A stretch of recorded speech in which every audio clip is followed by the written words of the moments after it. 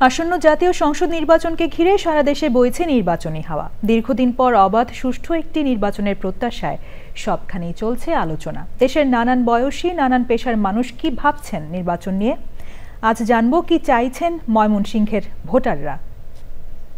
যাকে ভোট দেবে সে শিক্ষিত হতে হবে এবং মানে সৎ যোগ্য এরকম লোক হইতে হবে। তো আমরা তো চাই যে ভালো একজন প্রার্থী হোক, যে সৎভাবে থাকতে পারে, সৎভাবে জনগণের কাজ করতে পারে।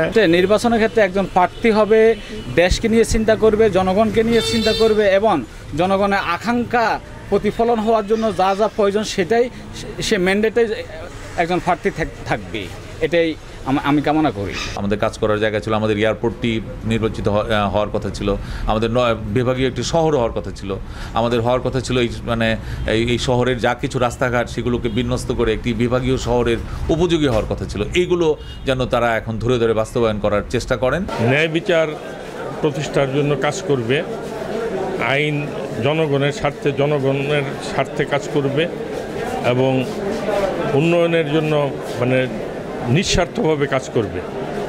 ওই ধরনের প্রার্থীদেরকেই মানুষ নির্বাচিত করুক। যারা ক্ষমতায় যায় ক্ষমতার লোভে না পড়ে জনগণের স্বার্থে কথা বলে, এরকম লোক আমরা প্রত্যাশা করি। আমাদের রাস্তাঘাটের উন্নয়নে কাজ করবে, আমাদের শিক্ষা ব্যবস্থা নিয়ে কাজ করবে এবং সর্বোপরি বাংলাদেশের অর্থনৈতিক উন্নয়ন নিয়ে কাজ করবে। আমরা এই ধরনের প্রার্থী চাই।